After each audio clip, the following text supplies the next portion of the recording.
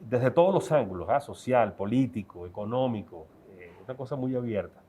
Y tratar de empujar desde esta temporada de Hoja de Ruta, el entender por qué la desconexión con el liderazgo en general, la política, qué está esperando el venezolano ahorita, cómo reconectar de nuevo los sueños de la gente, de estos muchachos con los que tú lidias todos los días. Yo creo que por ahí tenemos que centrarnos un poco. Tú tienes una aproximación, aparte de tus estudios y de tus, digamos, análisis y trabajo directamente de este mundo. ¿Cómo reconectar de nuevo con ellos? ¿Cuál es el relato que hace falta en Venezuela o la narrativa para volver a poner al país a soñar? Ese es un poco el tema de esta temporada. Así que de eso se trata, Guillermo, y agradecido de antemano por tu tiempo. No, gracias sé aquí que por estás venir, súper bien no, gracias ocupado. por venir a tu casa, a la universidad. Me encanta estar de tu nuevo alma mater. aquí en mi alma mater. Ya son muchos años desde que salí de aquí. Bueno, las madres nunca se olvidan de los hijos, No, así que no hay para problema. nada, para nada. Y te comentaba que él con el rector Benjamín Charisker me invitó en una ocasión cuando estaba yo de cámara a ser el orador con los muchachos. Eso lo agradecí mucho. Eso, yo recuerdo ese momento porque estaba en ese acto de grado también. ¿Ah, sí? ¿Cómo no? Y bueno, fue un buen discurso, un discurso además en otras coyunturas. Sí. Las cosas han cambiado mucho, no me refiero internamente en la universidad, que seguimos con nuestra tradición de estas décadas, sino en el país. La expectativa que estaba en ese tiempo Completamente. es otra. No la voluntad de cambio. La voluntad de cambio, bueno, de los sectores que quieren cambio, Correcto. pero que en todo caso... Es más, acabo de recordar el entorno. Eso era antes de la elección del 2012. Fue unos meses antes, si no me equivoco. Y bueno, el país estaría otro entusiasmo, estaba en otra tónica. Sí, ¿no? sí. Y nosotros arrancábamos en ese momento lo que creo que ha sido al final creo que ha sido un éxito si lo medimos en términos de reconexión de la sociedad con el empresariado.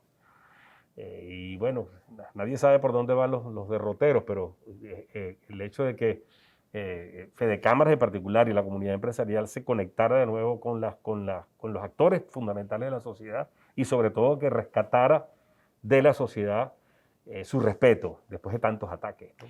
En ese sentido, yo creo que hay un hilo de continuidad, que es importante valorar. Sí.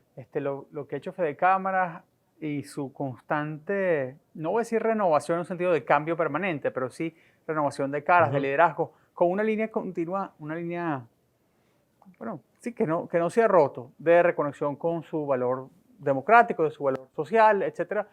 Creo que es algo positivo. Y aquí mismo, con todos nuestros cambios, con la incidencia, bueno, obviamente la relación de la Universidad Metropolitana con el empresariado es una relación histórica que no tiene ningún trauma ni ninguna distancia. Para nada, en absoluto. Y bueno, con nuestras nuevas autoridades, el equipo rectoral que está ejerciendo, creo que hay una renovada disposición a ello. ¿Cómo no? En esta tradición que nunca hemos roto. Para mí, ya hay que decirlo con todas sus letras. Esta universidad nació para, digamos, conectarse y fomentar el tema del emprendimiento, de la excelencia, pero muy conectada con el tema del ambiente de negocios y, por supuesto, con el tema académico, desde su día uno. Y por eso estudiamos muchos de nosotros acá. Muchos hijos de empresarios nos mandaban a estudiar acá para atender las renovaciones en las empresas. Lo agradezco muchísimo.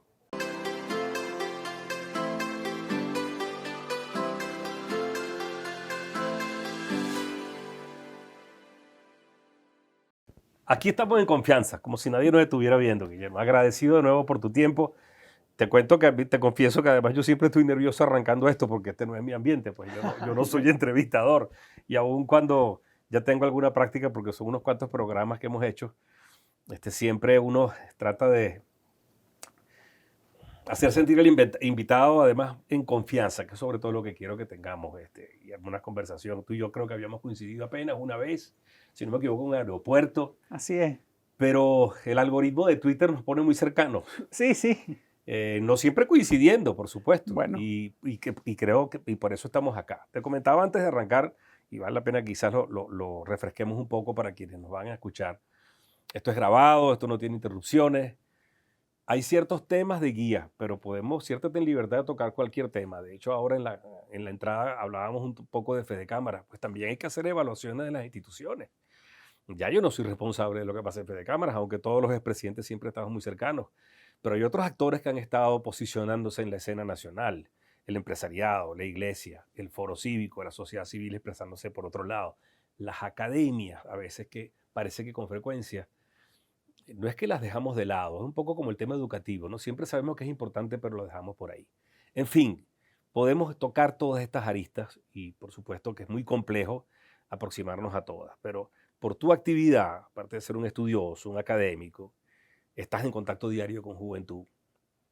Te comentaba que lo primero que queremos hacer en este entorno del Venezuela de hoy, la de mayo del 2022, es tratar de entender cómo se define, qué es. Por supuesto que no hay una sola Venezuela. Te decía que hicimos mi primer programa con Luis Vicente León, que fue más de tipo, digamos que práctico. Queríamos saber un poco en cifras de qué estamos hablando, porque creo que hay mucha confusión alrededor de que si esto se arregló o no se arregló. Me parece una discusión absolutamente banal. Al final son números y los números son seres humanos. Claro. Hay un país que es capaz de consumir y se está transformando. Tal vez esa sea una de las palabras claves de lo que estamos viendo. No transición, sino transformación. Y las sociedades no se quedan estancadas. Además, creo que lo peor que nos puede pasar es que nos quedemos estancados, como Cuba, como Corea del Norte. Parece que son sociedades que no se mueven hacia ningún lado. Por lo menos son movimientos tan lentos que pueden esperar a veces 3, 4 generaciones para que algo quizás suceda. En fin, no quiero alargarme porque la idea es que te escuchemos a ti y tu opinión crítica sobre lo que estás viendo. Tu primera vez, en primer lugar, tu lectura del país hoy y de lo que tú observas que está pasando. Bueno, este es un país que tiene, decir el cliché de que es un país de contrastes, un país de, obviamente de desigualdad y demás, no es completamente desubicado, pero sí hay que decir que el tipo de contraste que tenemos hoy es un contraste distinto que teníamos antes. Esto porque por diversas razones, algunas de las cuales podemos presumir y otras que no tenemos modos de definir, ha habido un tipo de apertura que es efectiva, que es real, que no es formal, que no tiene todavía reglas, que no tiene todavía seguridades, pero que en efecto ocurre, está allí. Y esa apertura ha permitido, vamos a decirlo así, el levantamiento de cierto genio social, un genio social que tiene un techo porque hay problemas físicos para que ese genio se manifieste. Me refiero al genio de, vamos a decirlo, el emprendimiento de la sociedad. Toda esta innovación en bienes y servicios, en distribución de bienes y servicios, que no es meramente una economía de puertos. Hay un elemento de economía de puertos muy importante en una sociedad muy empobrecida, pero que, como se ve, aquí hay unos patrones de consumo y unas expectativas de modernidad, de novedad, que despiertan algunas veces en creaciones nuevas, algunas veces en creaciones un poco aladas de los pelos o en todo caso tomadas de otras latitudes, pero que están allí viéndose. Si es verdad, en unos pocos municipios del país, pero también en los municipios más densos y de mayor consumo. Correcto. Entonces, minimizarlo territorialmente no puede ser también servir para desminimizarlo poblacionalmente. Aquí hay una parte importante de la población que está en Venezuela, que tiene esa reverberación de esos mecanismos. Pero hay mucha gente que ha perdido y mucha gente que ha quedado atrás. Sí. Y esa gente que ha quedado atrás es también consecuencia de todos estos años. Entonces ahí voy con eso primero. Lo que yo más aprecio de este tiempo es esa suerte de genio salido de la botella. Interesante figura, yo nunca lo había escuchado. Alguien frotó eso por X o por Y, las sanciones, el escapable, un nuevo convencimiento, una convicción que no se ha racionalizado todavía, lo que fuese. Eso lo podemos hablar. Ok, pero está allí. Pero está allí y se manifiesta. Hay unas cosas que estaban antes, que estaban embrionarias. Es decir, el venezolano crea, el venezolano es creativo, pero también hay toda la influencia de lo que ver el mundo fuera, no solo el mundo de la gente que emigró, sino el mundo de la gente que lo ve en redes sociales, en modo de producción. Y por eso también hay mucha copia y hay mucha versión local a veces, bueno, que ponen problemas a los negocios formales, vamos a decirlo así. Ya te entiendo. Que son emprendimientos con cierta irregularidad, pero que están allí. Y eso es, obviamente, aquí hay una capacidad de crear, porque no es meramente especulativo. Yo no estoy viendo solamente, o no se ve solamente, gente que trae cosas prefabricadas y las monta aquí. Que ojo, eso pasaba incluso en la asociación de importaciones. Pero claro, En otros tiempos, que ¿cómo traías, no? qué sé yo, no solo las piezas de los carros y los lavadores y demás, pero los zapatos italianos, entonces aquí los Bueno, ensamblaban y que demás. un comentario muy breve, una economía volcada a los servicios, tampoco es que que está destinada al fracaso, las hay, No, ¿no? claro, O sea, claro, es que no, o al turismo y los servicios, no, en pero absoluto, es un por eso, fenómeno, porque a la vez hay toda una serie de emprendimientos. La creación gastronómica es uno, ujú, que siempre ha habido, sí, así como, bueno, como pasó en Perú con la hiperinflación en los 80, esa fue una avenida sí, de creación y de crecimiento, incluso para el prestigio y para la marca de ese país. es correcto, El turismo como oportunidad en Venezuela, y hay entonces unos emprendimientos turísticos que sí, a veces están rodeados de diversos dimes y diretes, pero que en todo caso pero están allí. existen. Ujú, Entonces, eso está allí. Y ese genio creador que se va reflejando luego en otras cosas. Hay unos sectores que están rezagados y hay unos sectores que han perdido. Perdido derivado de esto. No por este genio creador. Porque a la vez, cuando digo que este genio creador tiene un techo, me refiero a qué. Bueno, ¿cómo hacer para potenciar el turismo en un país donde no existe el capital para hacer las inversiones de recuperar la infraestructura física que nos transporte y nos una? O en todo caso, que une esos centros turísticos con el mundo. Lo mismo con los servicios. Todo el mundo tenemos un hotel de 5 estrellas, pero con el ruido ensordecedor de una planta todo el día. correcto, porque no hay electricidad. Y no cualquier planta, porque tienes una planta que sostenga ese hotel. Sí, Entonces, o con o los medio estacionamiento ocupado por camiones cisternas, ese tipo de cosas, obviamente afean ese propósito, lo ponen en medida. Eso sin decir el problema eléctrico general, el problema de telecomunicaciones general, que tenemos buena suerte de lejano oeste, de toda una serie de prestación de servicios sin que haya un orden y concierto. correcto. Sin hablar de otras complejidades. Eso en un entorno político, yo no voy a usar la palabra complejo, porque todo entorno político es complejo y ahí me sale el profesor aquí. Pero que es difícil de entender para nosotros que estamos acostumbrados a cierto bloque y cierta coherencia previa. Aquí hubo durante al menos 2 décadas Sí, una relación cercana, profunda, entre la aspiración de libertad económica y la aspiración de libertad política. Porque la amenaza que venía del Estado era una amenaza que conculcaba las dos. Pensaba que la libertad política era, bueno, burguesa, liberal, distinta a la libertad socialista, qué sé yo, qué sé yo. ujú, Y la libertad económica, bueno, la que alimentaba la otra y la que era peor, pues, porque obviamente el capitalismo es todo el anatema. correcto. Y eso era así, y eso era así explícitamente, y sigue siendo así verbalmente. Es correcto. Por eso era el orden, que como dices, era el Claro, orden que se nos impuso por 20 años. claro, y que frente a eso la sociedad resistió. Es correcto. La sociedad resistió y una parte de la sociedad expuesta a los agravios de ese orden, pues se fue. Se fue físicamente, se fue con su capital Sí. o vive una vida, vamos a decir, en tránsito. Ujú, Y eso obviamente es nuestra pérdida, es una pérdida de la sociedad venezolana, una sí. pérdida de la sociedad venezolana que tenemos en el fin de nuestro bono demográfico, que tenemos en heridas sentimentales y psicológicas, no quiero decir antropológicas, pero muy profundas, Sin duda. que nos da más una relación tirante, para decirlo menos, entre los que estamos aquí y los que se fueron. Ujú, Pero además, los que se fueron en diversísimas calidades. Están los que están propiamente exilados, los que están propiamente perseguidos, que es un grupo muy reducido de esos millones de personas que se fueron, pero la mayor parte de la gente se fue aspirando la libertad económica. es correcto. De hecho, renunciando a su ciudadanía, si se quiere. Quizás porque tenían otra, pero la gran mayoría renunciando a ser ciudadanos de algún estatus político en alguna otra parte. Sí. Porque no es lo mismo comenzar y emprender cuando no se tiene ningún capital político, ningún capital social. Eso es un reto enorme. Entonces aquí, ¿qué quedamos los que estamos acá? Bueno, quedamos con la necesidad y la constatación o la resignación, vamos a llamarlo así, de que es aquí donde tenemos que hacer. Y a la vez, vamos a decirlo con cierto orgullo de haber aguantado la pela, Ujú, por decirlo así. que es algo que es difícil de hacer entender a quienes se fueron. Y que nos va a ver, hay algo, no sé si es una incomprensión que vamos a curar, pero es una incomprensión que está allí, en todas las generaciones y en todas las dinámicas y en todas las disciplinas y en todos los ámbitos laborales, sociales, profesionales.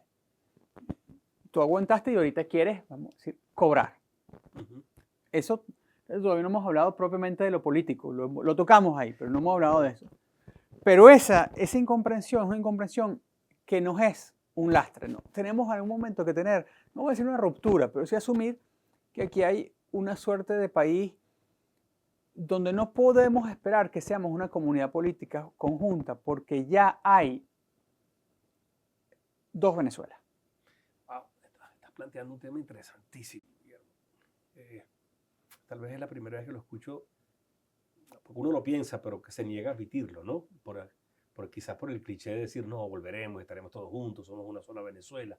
Son frases hechas al final.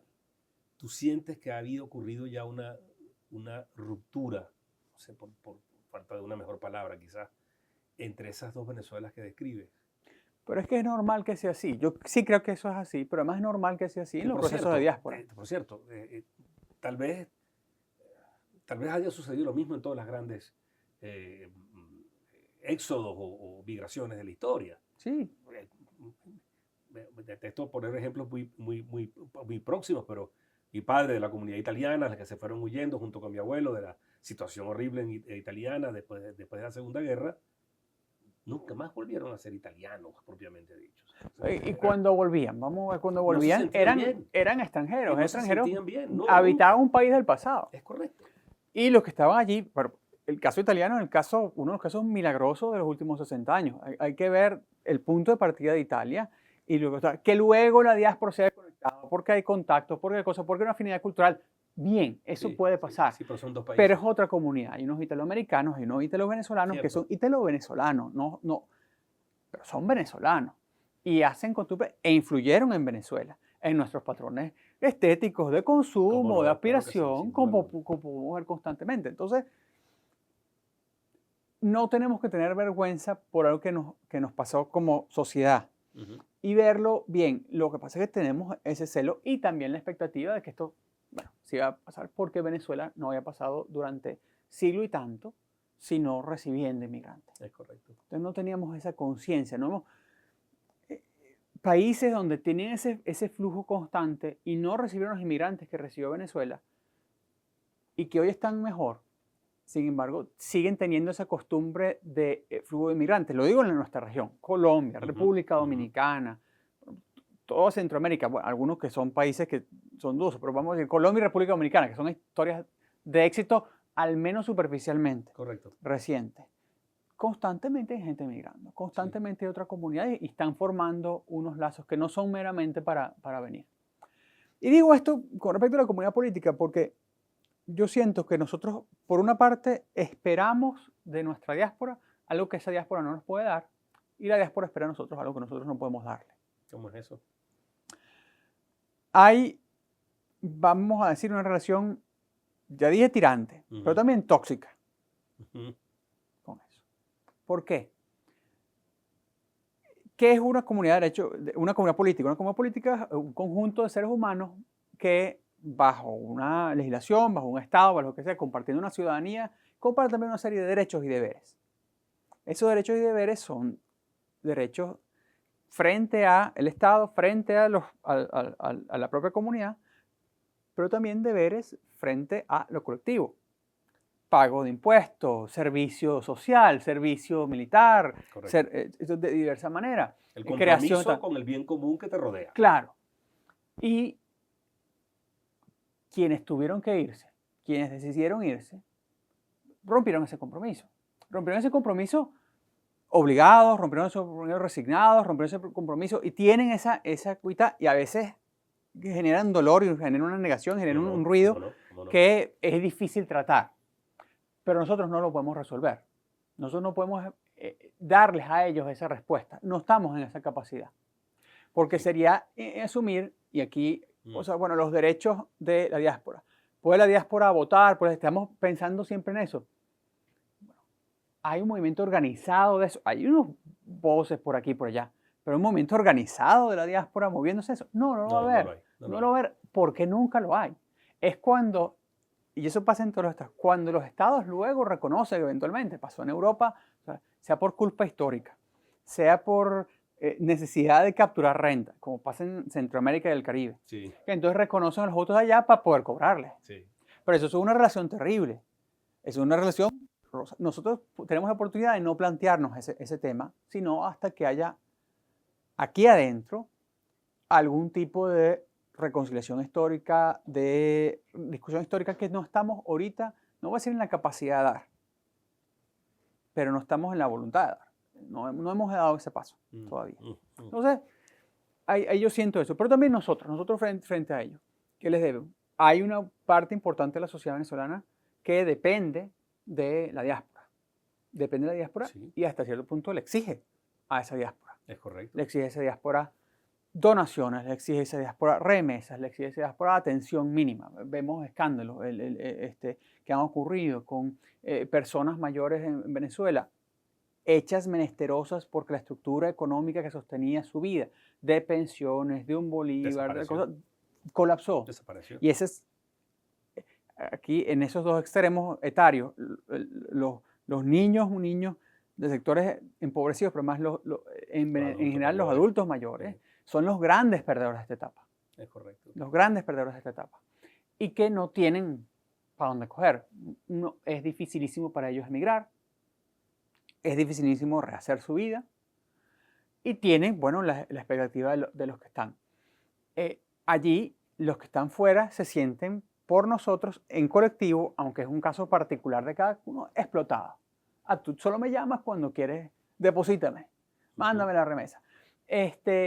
Y claro, porque además el día a día se ha ido En algunos casos rompiendo. puede ser explotado, en otros pueden ser un sentimiento de superioridad porque dependes de mí y yo soy el que te resuelve. Bueno, claro, porque en un momento el que se quedó en el aparato eres tú. Sí. El que los que estamos aquí podemos decir, bueno, yo sobreviví donde tú te fuiste. Sí. Y el caso es que dejamos eso siempre implícito, es como una relación, como cuando tenemos una cena familiar, una festividad tipo 24 de diciembre, y todo el mundo se junta, 31 de diciembre, y todo el mundo se junta, y hay cosas que no se dicen y no se hablan. Sí. Y estamos siempre en ese riesgo, porque aquí nadie habla honestamente, nadie le dice al otro tal cual lo que yo te quiero decir, porque, bueno, necesitamos terapia, para decirlo así. Y es una terapia colectiva que no estamos dispuestos a hacer, porque es mejor pasar ciertos temas de largo. Y hasta cierto punto eso tiene sentido, porque tenemos que superar cada uno de nosotros introspectivamente esa etapa.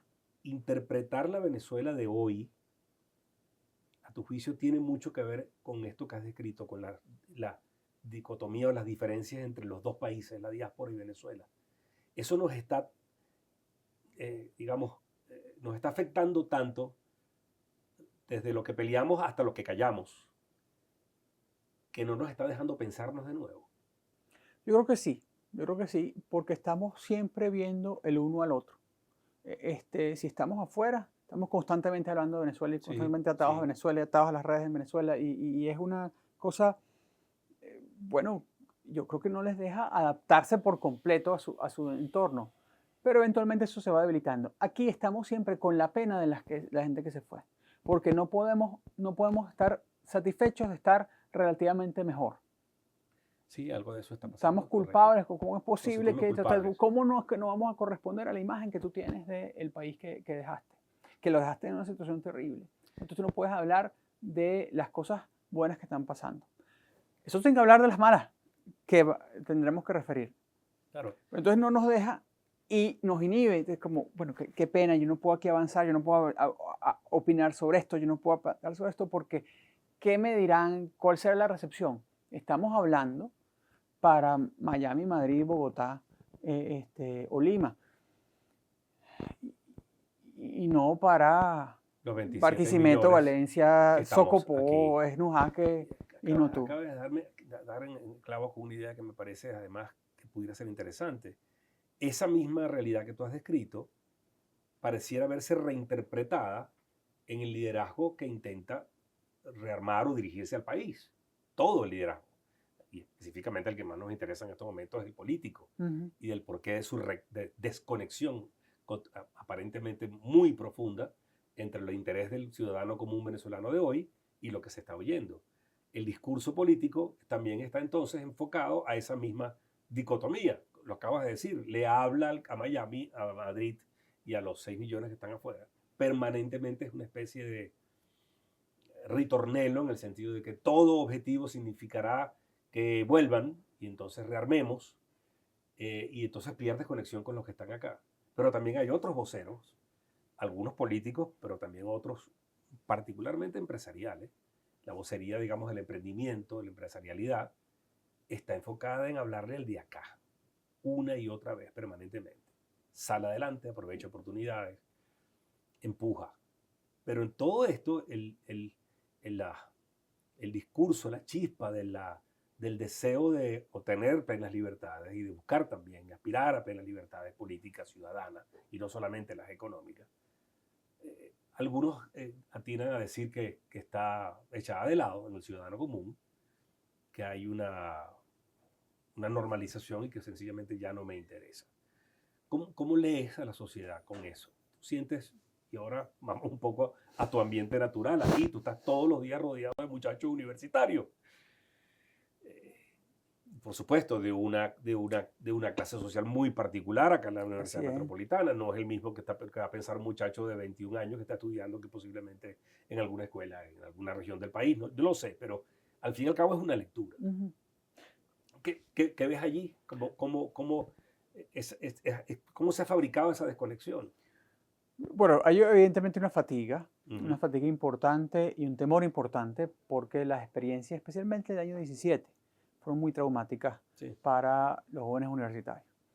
Se sintieron un poco como otros sectores sociales, hasta cierto punto que el fracaso político, y cuando me refiero al fracaso político es porque los objetivos que se habían trazado, los movimientos de protesta, los movimientos de cambio, no fueron alcanzados. Entonces, a eso me refiero con fracaso. Correcto. No es un fracaso sentado, no es un fracaso predestinado. Eso no funcionó. Sí. Hay acciones que tienen éxito o no tienen éxito. Punto. Esa Entonces, no tuvo éxito. Eso, el enorme costo de ver compañeros torturados, asesinados, perseguidos, luego puestos a las órdenes de tribunales, luego emigrados, etcétera, etcétera. Y toda esa ruptura, para esa generación fue muy, muy dura. Y luego para la siguiente, no decir que Pescuezo no retoña, no es que son menos valientes, realmente no han tenido ocasión de hacerlo. Vino el 2019, una ilusión fugaz, y vino la pandemia. Y la pandemia realmente congeló todo eso. Sí. Pero lo congeló no solo en una clase social determinada, lo congeló en general. Sí, ahí sí es transversal. Toda la sociedad. Porque además las protestas se convirtieron, estando esa en el congelador, en las protestas que siempre han habido. Las protestas por servicios públicos, las protestas, sí, esencialmente por servicios públicos, vamos a decirlo así, que siguen siendo numerosas, que siguen siendo importantes. Ocurrió el apagón nacional, que fue para muchos, se acabó, esto ya no va para ninguna parte. 7 de marzo del 2019, para mí fue un antes y un después, eso fue un quiebre. Y no, algunos de esos que vieron ese trauma no han experimentado, vamos a decir, las brotes de mejora posteriores. Pero a la vez está ese hastío en la idea de que no hay nada que cambie esto en el modo en que lo hemos hecho. Entonces tú tienes que ver cómo te cuadras, no con el sistema, sino cómo te cuadras en una posición que te permite promover el cambio dentro de este arreglo. Los jóvenes en ese sentido sienten una gran desconexión porque la ruta ordinaria, ¿cuál iba a ser? La protesta, y eso la pandemia la ha neutralizado, o el movimiento estudiantil que por razones del decaimiento de las universidades nacionales está también neutralizada. Tú tienes universidades nacionales que no tienen, bueno, realmente no han tenido clases, no han tenido cosas. Ayer veía el tuit de un alumno, tú no sabes si se graduaron o no se graduaron, es un alumno de la UCB, estoy viendo de clases en la UCB. Decía, están volviendo actos en la Universidad Central, específicamente porque vienen las elecciones estudiantiles. No sé cómo las van a hacer, no sé cuál es la mecánica del asunto, pero van a haber elecciones estudiantiles. Entonces están renovando cosas y la queja de usevista era, bueno, tienen 2 años sin ir y ahora están yendo. Claro, no tienen 2 años sin ir voluntariamente, es una cosa que les cayó encima. Claro. Pero el hecho es que eso los ha desconectado. Y ahí tú tienes una generación de muchachos que están como congelados o que se van desvinculando. Y eso genera desconexión también entre las redes del movimiento estudiantil de las universidades nacionales, que son las más vigorosas, las más grandes, o debían ser las más vigorosas en eso, y las universidades privadas que tienen esos movimientos, porque no todas las tienen, que, bueno, se han otra vez regresado, vamos a decir, los orígenes ordinarios funcionales del movimiento estudiantil, es decir, las demandas estudiantiles internas en las universidades. Tradicionales. Que no es la vida política general. Porque además de ser una cantera, un semillero para los partidos. Allí, lo que tú verías, estos muchachos que naturalmente habrían estado entrando a partidos y renovando partidos, pues no lo están haciendo. Porque la propia estructura de los partidos está debilitada, empobrecida, por razones de la represión estatal, pero también por razones de la táctica escogida por los partidos, precisamente por los partidos grandes. Tú, al no hacer política internamente o al disminuir tu incidencia política internamente con todo y la represión, hasta cierto punto le hiciste una buena parte del trabajo a la represión. Sí. Lo profundizaste los efectos que la represión tenía en ti, la atrofia que tenía caído. Te atrofiaste, te neutralizaste. Sí. Guillermo, retomando tu comentario, me llamó la atención un par de cosas y una me lleva a una pregunta. La diferencia entre la proporción de muchachos que se quieren ir del país hoy y hace unos años. Y lo segundo que comentaste, que para mi época hubiera sido algo inaudito, algo impensable, que es que me dices que se ha atrofiado el vaso comunicante tradicional que había entre algunos muchachos que salían de la universidad, entraban en la política y se metían en los partidos porque tenían ese apetito. Eso en mi época eso no existía. Uno en 1.000.000, si acaso, soñaba con entrar en la política. Y siento que este proceso, tras la revolución, los 20 años del socialismo del siglo XXI, de alguna forma me entusiasmaron en algún momento porque decía, Dios, esto está reivindicando el ejercicio de la política como uno de los trabajos, de las labores humanas más excelsas que puede hacer el ser humano. Y que la gente de todos los niveles sociales quiera hacer política y encargarse de lo público, me parece que anticipa una Venezuela extraordinaria. Eso se volvió a romper. Y eso nos conectamos con los partidos políticos. Y aun cuando en algún momento seguro habrá tiempo de hablar de otros actores que están en la escena, los partidos son centrales. Uh-huh. ¿Cuál es tu evaluación? ¿Por qué sienten que los muchachos, comentabas que es que quedaron atrofiados y no se hace política interna en los partidos? Ahí hay una responsabilidad muy grande que tiene que ver con la desconexión de la que hablábamos anteriormente y en el discurso del político o el líder que sigue hablándole a la Venezuela que está por venir y que se tiene que regresar y no conecta con la que está acá. Eso es un dilema en cuanto a la construcción de una narrativa política gigantesca, porque para un líder olvidarse que hay 6 millones de personas afuera también le resulta muy difícil. En fin, puede estar un poco complejo esto, pero me gustaría que desarrollaras esas ideas. ¿Cómo sientes a los muchachos hoy con relación al pasado? Y si sientes que la semilla de volver a la política sigue allí, si las cosas cambiasen. Me refiero a la actitud del liderazgo político. Es difícil ser líder en dos comunidades políticas. Vamos a volver a ese tema antes, ¿no? Y si tú estás pues estás actuando dentro de un esquema donde tu circunscripción política, la comunidad política a la que tú apelas, es la comunidad política en la que realmente no tienes incidencia. Porque el liderazgo político afuera realmente tiene incidencia solo en el cabildeo, tiene incidencia en los pasillos del poder, en tanto hay un reconocimiento de estados extranjeros que puedan darle oportunidad y cabida. Correcto. Pero no tiene incidencia política concreta en las comunidades donde viven venezolanos. La política es local. Más lo estamos viendo en medidas que venezolanos pueden estar exigiendo. Ahí está el problema del estatus migratorio en Colombia o en Estados Unidos, por ejemplo. Que en Europa es un poco menos porque el grueso de la inmigración para allá, digo el grueso, inició con segundas y terceras generaciones, ¿no? Sí. Entonces había esa posibilidad de obtener de la ciudadanía. Pero ese estatus de ciudadanía, que es el tema más crucial para todo venezolano emigrado, es un tema en el cual la incidencia del liderazgo político afuera es menor. Sí. Y por necesidad, no porque sean unos incompetentes, porque simplemente no tienen esa competencia. Claro, no tienen Entonces, las herramientas tú para estás cumplirlo. apelando a eso y está fuera de esto. Pero además hay una gran inversión de recursos y de pensamiento en la tarea de influir en estos pasillos de poder. Necesario el cabildeo y demás, pero entonces a eso se te dedica todo y por la represión, por la conculcación electoral, por todo eso que ocurrió, que no. Y fue muy no, duro. Hubo una escogencia trágica, y cuando digo trágica es esas cosas que son malas pero inevitables. Va a pasar en esa ruta y esa ruptura se dio. ¿Qué es la exigencia del liderazgo interno? En algunos casos ha habido una exigencia no comprendida y en algunos casos una exigencia que es una exigencia inducida por el Estado también. Claro. Las dos cosas han pasado, no exactamente en paralelo, pero sí hay que desgranar el grano de la paja, porque no es lo mismo.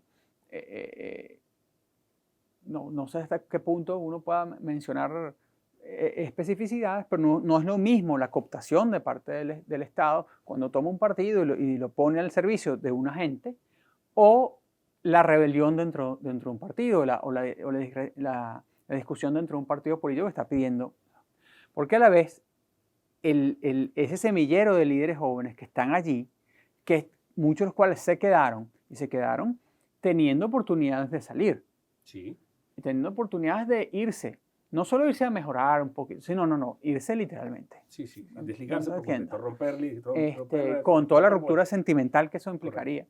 No lo hicieron. Están aquí, pero están demandando, bueno, yo quiero entonces espacios y estoy perdiendo. Estoy viendo cómo pierdo porque no tengo esa capacidad. Déjame aquí hacer política. No, tú no puedes hacer política. Puedes hacer política en Venezuela. Es corrompido y demás. Eso nos viene desde esa visión. Sí. Pero a la vez está el problema de la discusión del recurso para hacer política. Yo no creo que el exilio sea cómodo. Yo no creo que el exilio sea grato. No creo que ninguno de los líderes políticos que estaban exilados deseaban estar exilados. Ellos tenían vocación de poder aquí.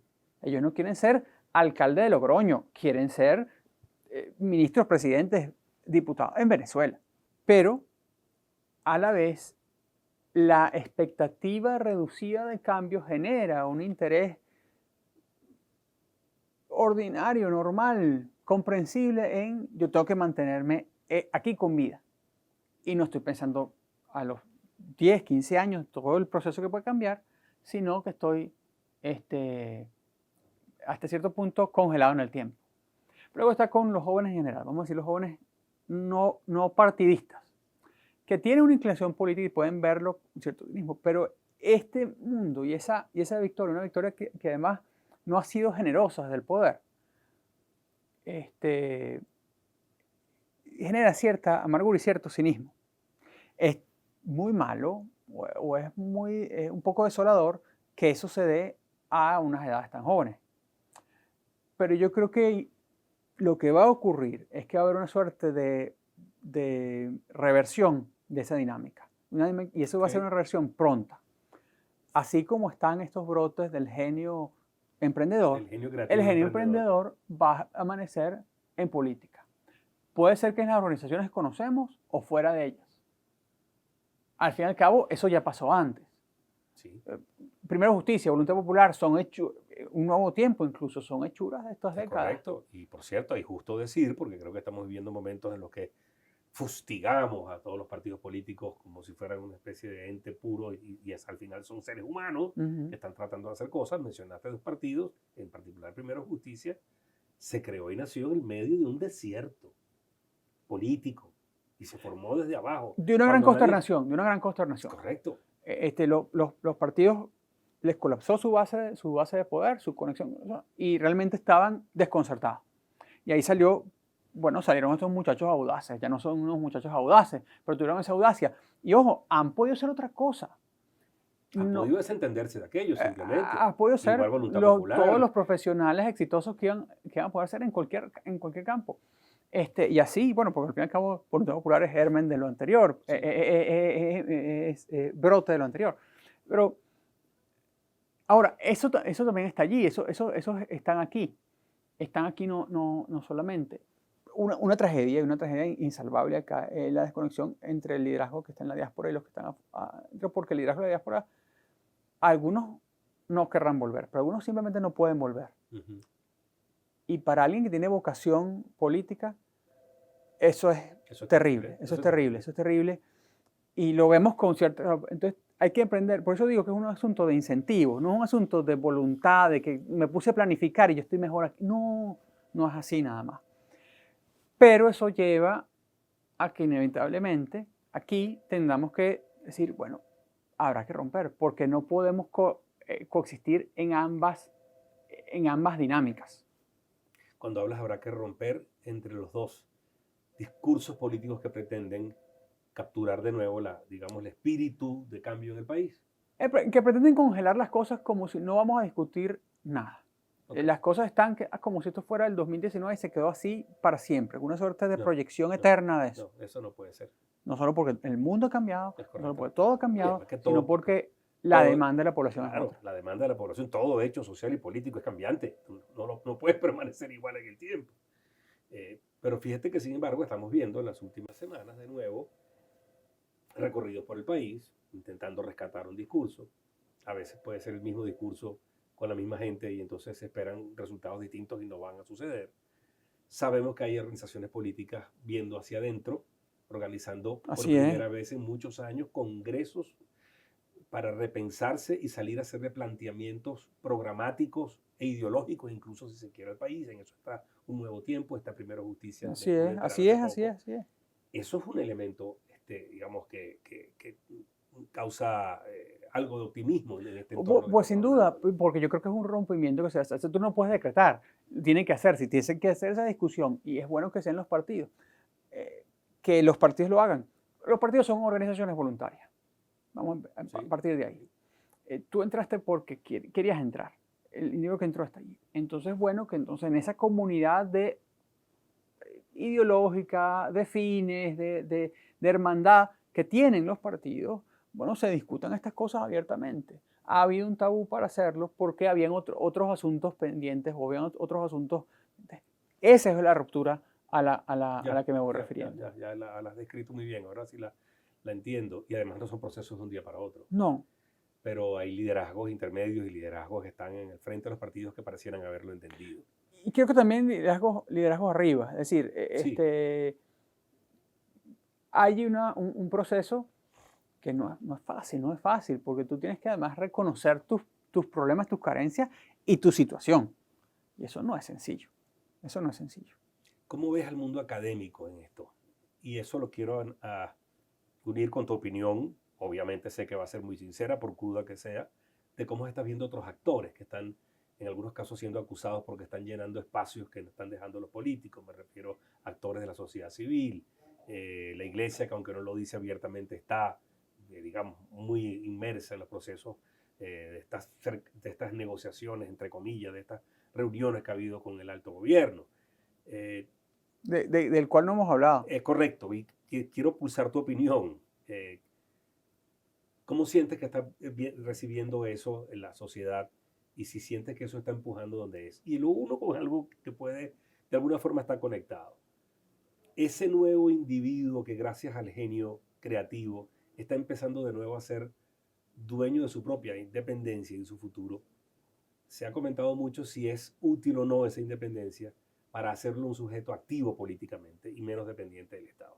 ¿Sientes que eso es así? Y si cuando llegue el discurso que conecte con ese deseo superior, el haber tenido más y aprovechado más esas libertades económicas, va a tener su efecto. Yo creo que sí.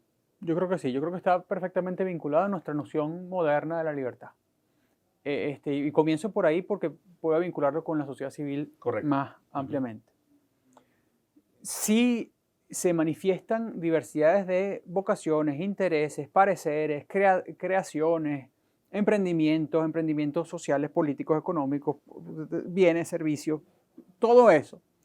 Se generan intereses que van a chocar, y van a tener que haber conflicto. Ese conflicto genera organizaciones que se organicen en torno a perseguir una bandera concreta, sindicatos, gremios, asociaciones profesionales, todo eso. Que ya no es la bandera genérica abierta de mi libertad económica, sino que es una bandera por la que todavía hay que pelear. Porque claro que sí. esta que hay hoy es precaria. Es precaria, Pero es de eso palabras, y le falta muchísimo. Algo que hay que tratar. Sin duda. Pero que van a pelear entonces para sus asuntos puntuales. Es decir, no es lo mismo el interés del importador que del productor, por decirlo brevemente. Y eso ha sido así históricamente. Sí, sí, sí. Y es normal que eso genere, bueno, roces, debates y concertación. Correcto. Arreglos, etcétera. Porque decir que hay un empresariado, bueno, ya vayamos un momentico. Primero, ¿cuál es la naturaleza de las empresas venezolanas? ¿Cuáles son las empresas que en efecto sobreviven? ¿Cuál es el rol, como la proporción entre industria, servicios?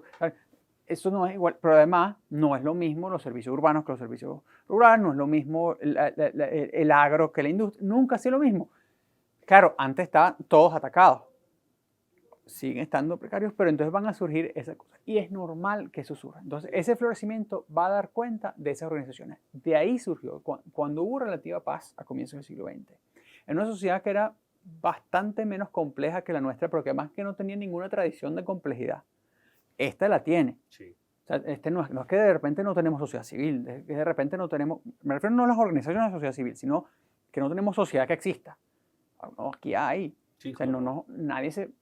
O que de repente todos somos cavernícolas. Ayer, hay un no. tejido, ahí está, y hay un país vivo. Eso pues, existe, ¿no? Eso existe. Existen escuelas, existen estudiantes, eso existe. Entonces, somos mucho más complejos. Tenemos unas relaciones, tenemos unas redes, tenemos además mecanismos institucionales formales para poder organizarnos. Eso no va a resurgir. Eso no va a volver al pujito. Entonces yo sí veo eso con optimismo. Porque, a decir, bueno, pero China se abrió y no hizo. Pero China no tenía nada.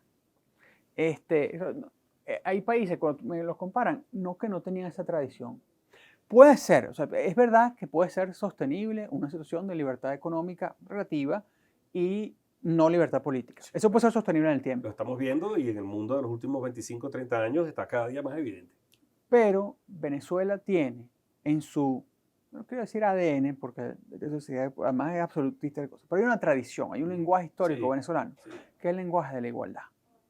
Es el lenguaje de la igualdad, que es el lenguaje democrático, es el lenguaje de la república, que está allí, que se nos enseña cuando hablamos de Bolívar, cuando hablamos de... Eso está allí. Sí.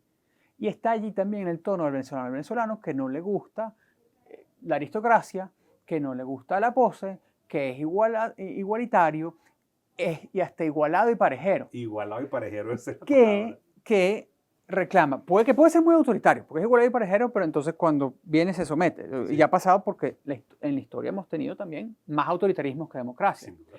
Pero somos, vamos a decir, retrecheros. Y el que eso existe, esa coexistencia de cosas, el que, bueno, a cuenta de qué tú me estás mandando, va a hacer reemerger esas demandas. No las podemos prever, no podemos ver cómo vamos a hacer, tampoco podemos prever cómo va a reaccionar el Estado frente a eso. Ahora, es natural que surjan, y prefiero yo que surjan así que simplemente esperar a la voluntad de el gesto paternal del Estado, o en todo caso el gesto aperturista del Estado, que puede surgir y que es necesario, pero que en todo caso... La famosa transición por reforma interna, digamos. Que es necesaria, porque sin ese no está, yo puedo estar pidiendo todo el tiempo, estoy estar en la cerca asomado diciendo, pero sí, asado, y no me dejan entrar. Y se consolida lo que yo creo que es la parte más oscura de esta etapa, eso que yo llamaba la paz bodegónica, que es... Cierto, tú patentaste esa frase y ahora... No, quizás debió patentarla. Ahora es muy común ver en las redes sociales. Que es esta especie de estabilidad marcada por una profunda desigualdad, donde un Estado extractivista que no solo es extractivista por la minería y por el petróleo sino extractivista porque captura rentas de diversos modos. La que capturó por corrupción antes, la que captura hoy por unos impuestos perfectamente abusivos. Totalmente. Además antiprogresivos y perdón, regresivo sería el Sí, término sí, técnico, sí. perdonen a los profesores de derecho tributario que me van a... Y también una estructura autoritaria, y eso está allí. Pero eso quiero referir más adelante.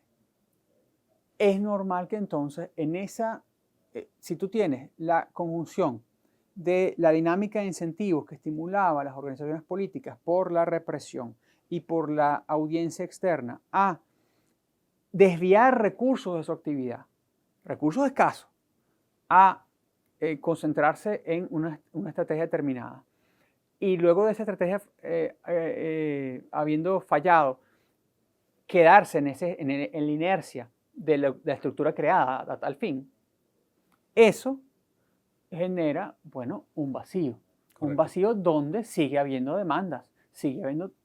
No, la industria tiene que hablar con el Estado para, mira, el problema de la luz, el problema del agua, el problema de la infraestructura y del transporte, todo eso, Sí. todo eso, porque Antes el Estado es el Estado que está. Antes incluía el problema de dame divisas, porque era imposible tener acceso a ellas de forma legal. Ese ya no Ese está. ya no está. Pero ahora se exigen otras cosas. No, y bueno, el tema de reclamarle la inseguridad jurídica que sigue existiendo, la inseguridad que ya no es el techo físico que hablamos antes a ese genio creador, sino que es el techo institucional. Porque cuando desde la sociedad hablamos de la reinstitucionalización del país, es que el país estaba desinstitucionalizado. Cuando el Estado habla de la reinstitucionalización del país, se refiere a que, bueno, hazme caso a mí como institución. Sí, eso es lo único. El Estado soy yo. Y eso todavía sigue siendo una desconexión importantísima. Sí, sí. Importantísima. Y el papel en esos avances para intentar tener acuerdos institucionales o sencillamente programáticos o solo aunque sean acercamientos para resolver los problemas de la población, principalmente la emergencia, la llamada emergencia humanitaria. Y ojo, y sus propios problemas, Sí. porque, vamos a decir, yo no voy a decir que no es el rol del empresariado, no es el rol de la sociedad civil organizada, hay quienes están atendiendo pues el asunto humanitario, pero nada más atender los bienes y servicios de quienes no están debajo de esa cosa es un tema de recuperación de la economía. Entonces, claro que son sus propios problemas, eso no hay que tener pena en decirlo. Y no tener, bueno, yo como estoy metido en estos temas aquí, estoy también tocando estos temas. No, son los diversos, los múltiples, los muy complejos, muy variados temas que una sociedad compleja, múltiple, variada va a surgir. Que claro, está también la conciencia en la vieja tradición del empresariado venezolano de la responsabilidad social empresarial. Yo no me voy a poner así tipo el profesor Sánchez Cobiza en los años 70, yo digo porque es un texto que yo le pongo a los estudiantes en pensamiento venezolano. El profesor Sánchez Cobiza, absoluto liberal, tiene un artículo en los años 70, la responsabilidad social del empresario. Entonces, hay gente que dice que la responsabilidad social del empresario es eso social, hacer verbena y hacer caridad y hacer cosas. Era, yo creo que un dedo en el ojo a Eugenio Mendoza. Todo el poliomelítico y tal, la cultura. No, la responsabilidad del empresario es crear empleo y crear prosperidad. Como dicen algunos amigos, con abrir la Santa María todos los días estás cumpliendo una responsabilidad social. Y claro, eso no deja de ser cierto, por cierto. Es parte, pero también hay una vocación. Claro, entonces tú no puedes, no, inhíbete, no hables de eso porque no va a ser. Como no le pidas a la iglesia, la iglesia, que es la vieja conseja, y eso es una cosa muy tradicional, que deja que la sociedad hable de sus asuntos meramente particulares para que no vea el bosque. Habla de su arbolito. Sí. Y eso tú no puedes inhibirlo, más aún cuando se trata de organizaciones que tienen, bueno, por sensibilidad de sus miembros, por sensibilidad de su historia, por lo que fuese, atención más allá del arbolito, más allá del jardín y del conuco, tienen una atención del bosque porque este país les preocupa. Les preocupa en lo particular de su actividad, pero les preocupa en general. Porque un país empobrecido, un país disminuido, un país enfermo, un país raquítico, un país mal educado, donde no hay competencias lectoras y cuantitativas formales, no puede tener profesionales en el futuro, no puede tener obreros en el futuro, pero tampoco puede tener consumidores en el futuro. Entonces, no me digan que no están vinculados. Así que la preocupación es una preocupación que yo considero genuina. Yo no tengo que darles permiso que se manifiesten, sería ridiculez. Igual que tampoco, es como si el empresariado tuviera que o exigirle al mundo académico que pida permiso para hacer todo lo cual movida, no en absoluto. Además que nosotros hablamos de todo. Correcto. Constantemente. Y están allí, son una referencia. ¿No? Hay una cantidad de temas que me gustaría tocar, pero para terminar de cerrar que estamos tocando, la sociedad civil, su conexión con los partidos políticos, me llamó positivamente la atención ver que en días recientes hubo una reunión también de estos actores con la llamada plataforma unitaria. Conozco de alguna forma las resultas de los primeros encuentros. Hay tirantes, pero por lo menos se conversa, y eso me parece crucial. El genio creativo de la economía, su traslado a la política. Que a tu juicio, ¿qué narrativa tiene que utilizar ese genio de la política para que vuelva a capturar la emoción y el sueño de querer cambiar? ¿Están soñando los muchachos en un país distinto o están soñando ahora solo con ellos resolver sus problemas? Bueno, hará falta quien haga una cosa y quien haga la otra. Es decir, habrá falta muchachos que sueñen con su emprendimiento personal, con su marca personal. Habrá falta quienes no suelen soñar con eso, sino que sueñen con crear empleo y sueñen con su emprendimiento, vamos a decir, más colectivo. Y habrá quienes tengan que soñar en lo político. Y eso va a surgir, y eso son diferentes vocaciones. Pensar que todo el mundo tiene que ser un ciudadano activo en un sentido republicano clásico, como si fuéramos catones romanos, bueno, eso es totalitario. Eso es totalitario. Eso me horroriza. Esto no es Corea del Norte y espero que no vuelva a querer ser Corea del Norte. Esperamos que no. La construcción de ese sueño, al final, por supuesto, es inspirado por pocos o por uno, pero al final es una tarea de todos. La cristalización del 58 es de todos, pero de algunos actores clave. Sí, claro, que de unos actores clave. Y esos actores clave... ¿Sientes que va a ser más apetitoso para el público político en general, para la población, para el venezolano, el que lo inviten a soñar un país distinto, un nuevo modelo para Venezuela en el futuro, o que le continúen o captura más atención y preferencias políticas a la hora de votar o de expresarte o de protestar, el seguir fustigando el status quo que tenemos? Yo no, sin saber qué puede ser más atractivo o no, yo sí creo que hay unas oportunidades, porque hay unos temas no hablados y temas que son urgentes hablar. El tema de la Venezuela postpetrolera. No porque el petróleo vaya a desaparecer, no porque el petróleo deje de ser un recurso, el petróleo, porque tenemos todo ese recurso petrolero que si no lo vamos a exportar debemos usarlo para potenciar el resto de nuestra economía. Es correcto. Y porque, si no tenemos una capacidad energética que no estamos usando es una ridiculez. Pero a la vez ver el mundo energético moderno.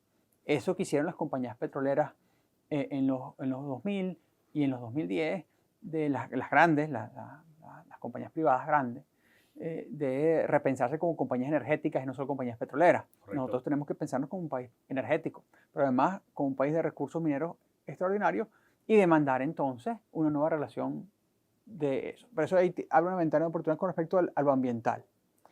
La tragedia ambiental venezolana, a la cual son sensibles los jóvenes por cuanto es mucho más sensible en ellos esa causa, pero además es más lógica con respecto a las posibilidades tecnológicas de su transformación. Bueno, si tú eres un joven ingeniero, si tú eres un joven arquitecto, si tú eres un joven de comercio, piensas en maneras innovadoras de enfrentarse a una sociedad que va a necesitar consumir, porque seguimos siendo sociedades modernas, claro, pero que va a consumir de manera más verde, pero además de demandar frente al Estado ese daño. Entonces ahí hay una causa política, la causa política ambiental, que creo que estamos subexplotando. O, ¿sabes? La causa ambiental es el Día del Árbol y qué sé yo, eso obviamente no es suficiente. Hay que repensar el país para eso. Entonces el país petrolero, el país ambiental. Sí, el país de la diáspora. Yo sé que yo dije que hay que romper, pero hay que enfrentar el país de la diáspora, tener una narrativa interna. Eso no significa que no existan. Lo que digo es que romper con la tiranía de la relación tóxica. No quiere decir matar al otro. No. Romper con esa relación asumir tóxica. Que estamos de una circunstancia distinta y ver entonces, imaginarse la comunidad venezolana. Si de repente no te parece que somos dos comunidades distintas, bueno, ¿cómo articular eso? Articularlo en derechos y deberes. Ver otras experiencias. Allá hay un mensaje que hacer. Ahora, cuida tus energías, porque mientras, y esto quiero ser muy prosaico aquí, quienes no son tus votantes y no pueden ser tus votantes, no te van a dar tampoco la fuerza política para tú salir de la situación. Ah, correcto. Y no es porque solo sean votantes, sino porque ellos también tienen que apersonarse. ¿Y lo van a hacer? No estoy seguro. No estoy seguro. Está además los temas tradicionales.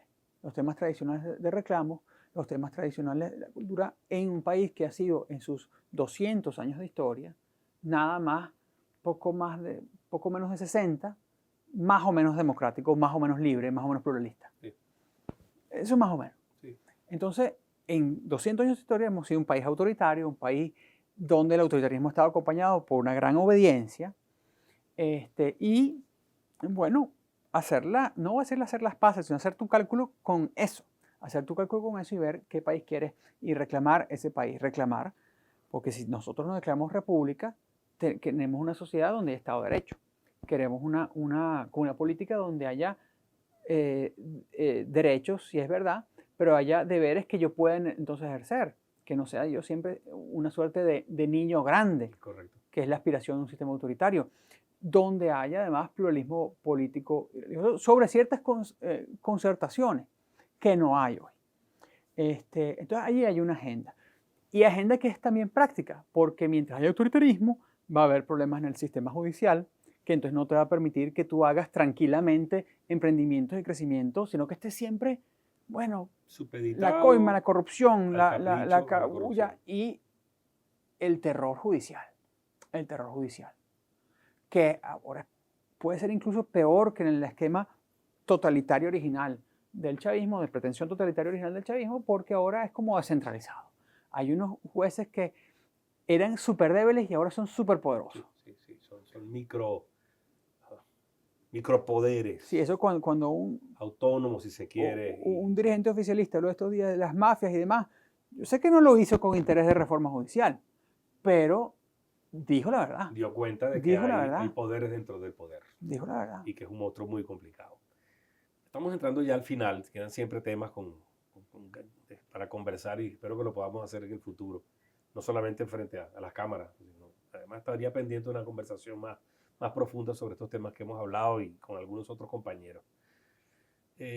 Cerramos siempre estas entrevistas con 3 preguntas muy puntuales, para respuestas breves o tan largas como tú quieras. ¿Algún hecho, pudieras señalarme algún hecho que te haga sentir de forma positiva sobre el comportamiento de la sociedad venezolana? Hay dinámicas de cosas como la tendencia uno en las ciencias sociales y demás es ver las cosas de largo aliento, entonces no ocuparse en los hechos puntuales, porque un hecho puntual no cambia nada. Así que lo que voy a decir es un hecho muy prosaico y muy simple. Okay. No voy a hablar de la reunión de Miraflores, ni la reunión con una profesora monetaria, ni la reunión de Biden, nada de eso. Sino simplemente la reactivación de la vida nocturna. Yo tengo una hija adolescente, que además entró a la adolescencia en pandemia, un proceso difícil. Muy complicado. Difícil inherentemente y difícil en pandemia, la desconexión y demás. Recuerda más en medio de la pandemia se le había dañado el teléfono, comenzando la pandemia, entonces estaba desconectada. Esto era terrible. Y lo fue llevando, hizo el esfuerzo de mi esposa, especialmente darle forma a su adolescencia en esta etapa. Pero reactivándose la vida normal, ya vacunados, ya ciertas cosas, con cierta bajada de guardia respecto a eso, está una vida nocturna que ya no tenía y que ciertamente ni mi esposa y yo teníamos en mucho tiempo por la retracción económica, por la retracción de la inseguridad, por estas cosas. Es verdad, somos privilegiados de diversos niveles. Pero el hecho de que lo haga, que sus compañeros lo hagan, y sos muy zanahoria, ¿no? Son chamitos, son chamitos. Sí. Se reúnen a ver películas, se reúnen a ver Netflix, se reúnen a jugar videojuegos, o va al parque, que fuese. Esa reactivación de una vida es el signo de una vida civilizada. Y yo quiero con esto decir lo que eso significa y lo que eso potencia. Estos muchachos están haciendo su emprendimiento, hablan de otras cosas, no están hablando constantemente de lo público y demás, pero esa preocupación existe. Porque a la vez estos son muchachos que de día, cuando están en clase, cuando están en forma, lo sé por las discusiones que trae mi hija Clara a casa,